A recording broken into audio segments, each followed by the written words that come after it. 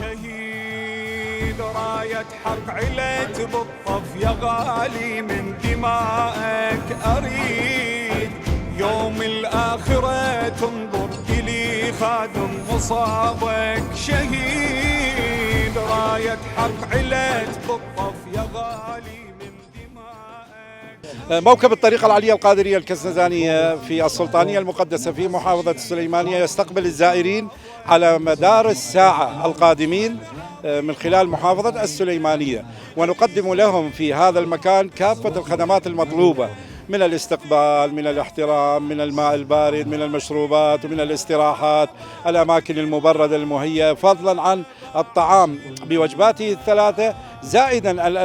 الذين يصلون ما بين هذه الوجبات وحتى ليلا يقدم أيضا لهم الطعام والشراب، ومن ثم بعد الاستراحة ويكملون مسيرتهم إلى كربلاء المقدسة حيث الإمام الحسين عليه أفضل الصلاة والسلام.